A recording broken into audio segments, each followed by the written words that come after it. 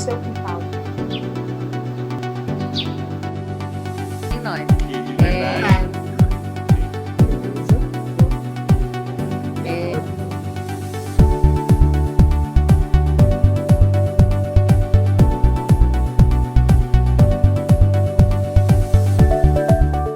Bom, e agora, então, nós aqui da Cia do Pássaro, junto com o canal Diversão em Arte, do programa Encontro no Ninho, abrimos o nosso palco para que vocês conheçam o trabalho da Capulanas Cia de Arte Negra de São Paulo e dessa artista maravilhosa, cientista social, arte educadora, Adriana Paixão. Salve, licença aqui, a bênção para quem é de bênção. Eu sou Adriana Paixão, da Capulanas Companhia de Arte Negra. Peço licença para minhas manas, para estar falando em nome de todas. Somos 4 fundadoras da Capulanas Companhia de Arte Negra: Débora Marçal, Priscila Obassi, Flávia Rosa e Adriana Paixão. Mãe pássaro de duas cabeças, mãe pássaro de duas cabeças, nós invocamos em nome de nossos avós. Então, primeiro, eu quero agradecer a presença dessa mulher artista maravilhosa, por estar aqui abrilhantando o nosso palco, pela disponibilidade de estar aqui no mais um Encontro no Ninho. Dri, para começar, eu quero saber de você, artista, como é que você tem lidado com as mudanças no cenário social que a gente vem passando? Muito obrigada pelo convite, é um prazer estar no seu ninho, é um prazer a gente conseguir se conectar, mesmo diante de tudo isso. De fato, está sendo um momento bem crítico, principalmente no campo do emocional. É difícil estar continuando, né, dentro de uma jornada com tantas coisas perturbando a nossa mente, né? E eu entendo que, ainda assim, a gente está falando de um lugar que a gente pode estar acessando recursos, a gente pode estar se conectando, né, encontrando formas de rede, mas as nossas situações são diversas. A Capulanas atua dentro da periferia da Zona Sul de São Paulo, e é um cenário bem drástico, né, um índice alto de contaminação. Os trabalhos, né, os trabalhadores que moram nessas regiões são linha de frente de muitas áreas, e aí a gente fica pensando como que nós, enquanto coletivo, que sobretudo temos como uma pauta, né, artística, pensar e refletir sobre as nossas demandas, né, de corpos pretos, corpos periféricos, corpos femininos que estão nesse meio, como que a gente atua, como que a gente também se cuida, né, porque a gente sempre se preocupa muito com quem cuida de quem está cuidando, né? Então a gente tem visto vários dos nossos tombando diante dessa circunstância, seja financeiramente, que é um fator que nos perturba, né, algo que nos tira o sossego. A gente já vive uma área que é escassa, e eu não estou falando da arte como um todo, eu estou falando exclusivamente dessa arte que é produzida a partir desses agentes que atuam nas periferias, pensam em outras formas de performances, né? Então, a gente vem tentando, enquanto coletivo, manter minimamente a nossa possibilidade de alcançar algumas mulheres pretas, algumas manas periféricas, com um pouco do nosso trabalho. Então, tudo aquilo que a gente havia pensado e organizado para fazer no nosso espaço, na nossa Goma, né, que é um espaço que está no Jardim São Luís, a gente está transformando em movimentos dentro dessas plataformas online. Então, Dri, você faz parte do Capulanas, que é um grupo formado somente por mulheres, né? E que vocês tratam das questões intimamente ligadas às questões das mulheres pretas periféricas. E vocês também possuem um espaço que chama o Goma Capulanas. Goma Capulanas, isso. E eu queria saber como que surgiu o Capulanas? Femi! Femi! Me ame. Me ame. Me ame. E eu nunca respondo. Capulanas é um grupo de teatro negro. Ele tem como formação do núcleo 4 mulheres que se conheceram no espaço acadêmico, né, embora algumas já circulavam pelos mesmos espaços culturais, mas nosso encontro enquanto grupo se deu dentro da nossa formação cênica, no curso de Artes do Corpo. A gente era de turmas e anos diferentes, né, apenas eu e a Priscila estudava no mesmo ano e se conhecemos, e era um momento de muita... Era um momento onde as políticas de inclusão no ensino superior, elas eram relativamente poucas, né?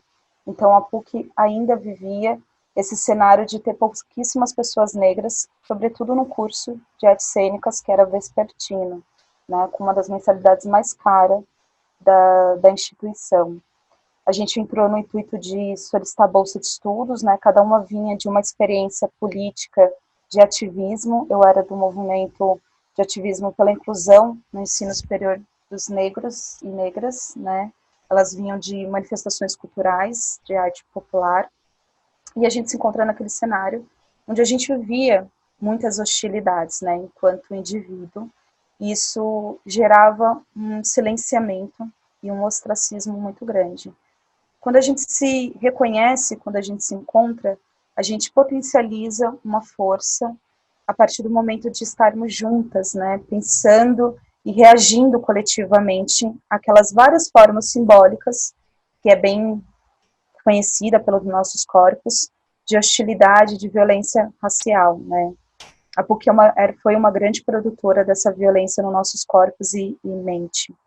Mas quando a gente se encontra e encontra outras pessoas, começa a ressoar outras formas de se colocar e reivindicar que nossos corpos fossem aceitos, fossem respeitados, que a gente tinha um repertório cênico a partir de outras matrizes corporais, de vivência, de experiência, e que isso nos constituía como artistas. Quando a gente sai daquele ambiente, a gente sai com uma frustração gigante sobre como que a gente lidaria com o mercado de trabalho, uma vez que a gente foi tão negligenciado enquanto artistas nesse espaço de formação. E aí foi feito um convite para diversas pessoas produzirem uma performance, e a gente se fechou por uma série de afinidades que a gente já vinha construindo, e eram afinidades, mas passava pelo lugar afetivo, né? Então, quando a gente se encontrou para pensar nessa performance, a primeira coisa que para a gente foi muito importante era pensar em construir um espaço, né? Um lugar no mundo. Construir uma possibilidade de que não existisse nunca a gente tendo que se sujeitar a qualquer tipo de personagem, papéis, ou nem estar dentro de uma cena. Então, a gente elaborou naquele momento de forma ainda bem esperançosa, ingênua, porque éramos muito jovens, que a gente estaria construindo o nosso espaço no mundo, né? Onde seríamos protagonistas da nossa arte, onde ninguém diria se a gente foi apta ou não pelo papel, e que a gente poderia se ver, que a gente poderia criar imaginários. A gente acredita muito na possibilidade que a arte tem de criar imaginário, né? Então, para a gente era muito importante, porque naquele momento a gente entendia que o que nos faltou de referências positivas sobre os corpos negros, sobre o lugar da mulher negra, a gente estaria construindo. É óbvio que naquele momento também a gente tinha um desconhecimento de grandes produções negras femininas, de um trabalho e um legado imenso, porque essas memórias são sempre interditadas para a gente, mas não quer dizer que elas não existam, que esse trabalho e essa construção sempre foi feita, né? Mas como elas são interditadas, era como se a gente não alcançasse. E a gente ter construído esse nosso espaço no mundo, Capulanas é esse lugar onde a gente pode exercitar a nossa arte, onde a gente pode falar da gente, né, pode protagonizar nossas histórias, fez também a gente poder acessar um legado e um passado histórico de tantas outras mulheres negras que construíram e lutaram a partir da arte e de outras frentes também. Dri, e você falando dessa conquista do espaço de existência de vocês também inauguram um espaço físico, né? Que é o Goma Capulanas. Como que se deu esse processo do surgimento do espaço físico? Ter um espaço, né? Acho que para qualquer coletivo de teatro, sabe o quanto é custoso ter um espaço. E sendo um coletivo de teatro negro, a gente sabe que é muito mais ainda um processo desafiador. A ideia do espaço começou com o primeiro grande projeto que a gente vivenciou, que ele teve o aporte da Lei de Fomento ao Teatro, onde a gente circulou por quintais das periferias, né? A gente, quando funda o coletivo, a discussão de território era muito marcada na nossa vida, ainda é, mas naquele momento a gente vinha daquela experiência de atravessar a cidade para estudar, atravessar a cidade para ir vivenciar experiências artísticas, e a gente queria abrir essa discussão de que nos espaços onde a gente vivencia, as periferias de São Paulo, elas são produtoras sim de conhecimento, de arte, de possibilidades de pesquisa cênica. Então, o primeiro projeto foi chamado Pé no Quintal, onde a gente localizava quintais, levava a montagem para esse quintal, a gente era acolhida pelaquela comunidade, a gente vivenciava um dia com ela, um trabalho com a comunidade inteira, e alguém da comunidade oferecia a casa, né? A casa a gente utilizava como camarim, coxia, possibilidade de alimentar, e os quintais a gente montava o cenário. Nessa experiência, ela foi um grande divisor de águas para a gente, porque ela marcava ali outra possibilidade de cenário, ela marcava ali outras narrativas, outros encontros, né? Tinha uma disputa muito grande também de narrativa. Imagina a gente apresentar por mais de 30 quintais todos os domingos. No meio disso era Faustão na TV, o funk na rua, o futebol, os fogos. Eram sempre disputas, né? E aí uma comunidade parar e assistir uma peça de teatro no seu quintal. Isso foi um divisor, mas também fez a gente pensar em outra conexão, em outros lugares que a gente nos forma. As nossas experiências vindas, oriundas de famílias negras, pretas, um espaço de formação são os quintais, né? E muitas vezes esse quintal, ele é uma extensão da rua, muitas vezes eles são quintais compartilhados, muitas vezes eles são a ausência de quintais. Então, essa experiência para a gente ela é muito formativa. É ali que se tem muitas transmissões de saberes, né? Dentro dessa nossa constituição. Isso é muito importante você trazer para a gente, essa luta dessas 4 mulheres negras que estão aí fazendo esse trabalho tão precioso dentro da Zona Sul de São Paulo, do extremo Zona Sul, né? Uma pergunta que eu tenho para fazer para vocês vocês ainda continuam tendo alguma lei de incentivo, Adriana, ou está sendo na luta mesmo? Acho que toda essa comunidade artística sabe o quanto é importante as leis de incentivo para a continuidade, e o quanto elas só são possíveis através de um histórico de muita luta, né, de muita resistência das comunidades artísticas, se tratando exclusivamente, né, de coletivos que atuam nas periferias, de coletivos que se colocam, né, como uma arte negra, uma performance negra. A gente sabe que a gente consegue acessar bem menos, né, os recursos são ainda menores, mas felizmente, graças a todas as deusas, aos orixás, a gente vem traçando um caminho de possibilidades, e isso, de novo, reiterando, só é possível porque tantos outros abriram esse caminho para a gente, foram abrindo as porteiras. Então a gente é muito grata por todos os outros grupos que existiram, resistiram e possibilitaram hoje que a gente esteja numa cena, né? E, infelizmente a gente sabe que tem tantos outros que não estão, né? e tantos outros que estão atuando e trabalhando mesmo sem suporte nenhum. A gente passou um ano de 2019 com muita dificuldade.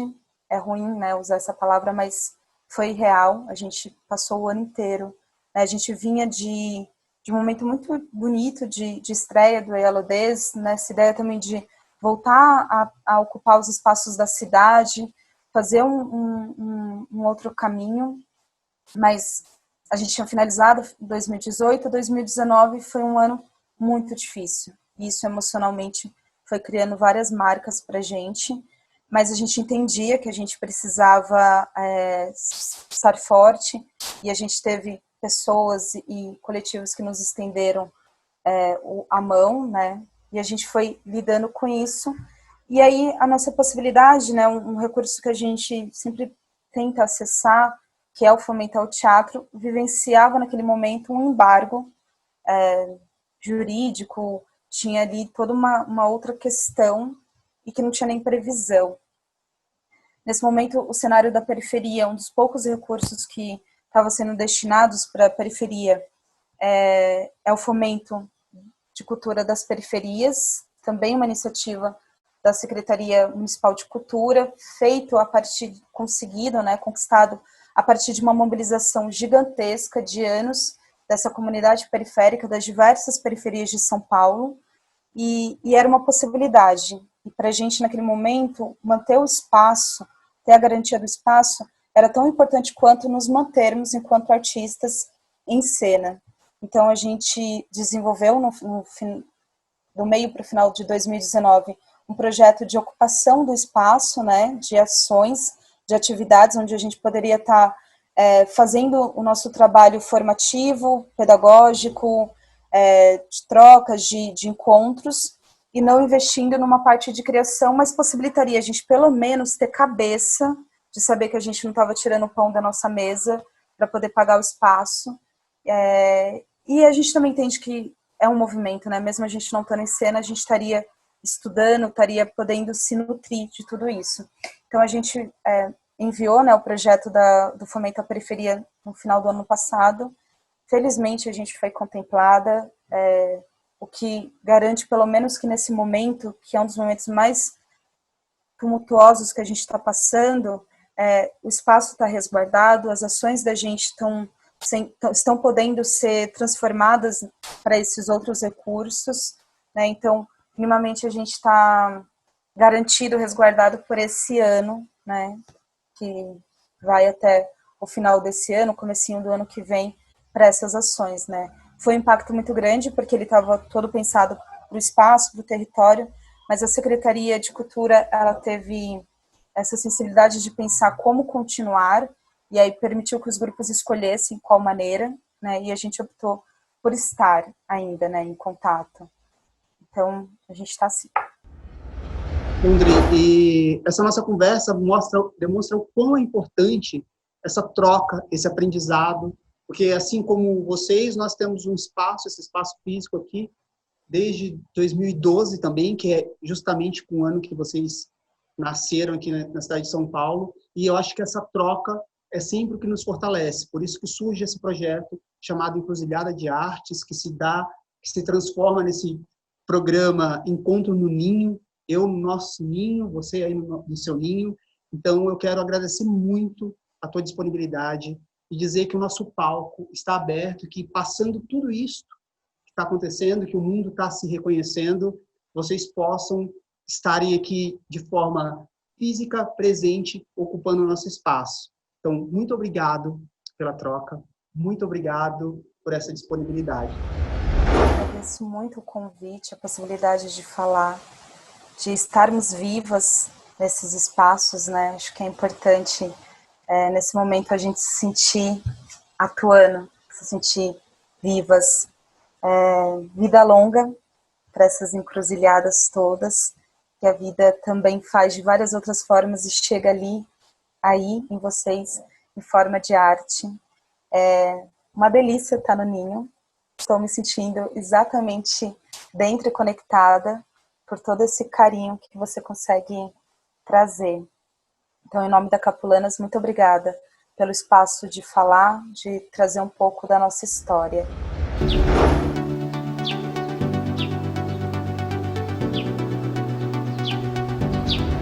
Para acessar a gente nas redes sociais da Capulanas, né, no Instagram, no Facebook, as oficinas já estão rolando, né, algumas ainda são abertas, tem Pilates para as mulheres negras, tem oficina de dança para gestantes, também voltada para o público de mulheres negras e periféricas. Está acontecendo, né? Vai ter uma série de encontros, de lives, de ações, tudo que a gente faria na casa, a gente está com muito amor, transformando para esse espaço, para essa outra plataforma, para também contribuir, para também somar, para empretecer essa internet com as nossas ações e os nossos corpos de mulheres negras que estão atuando e estão conectando com outras mulheres e outras pessoas, e a nossa comunidade, assim, consegue se ver dentro dessa cena agora que está sendo possível.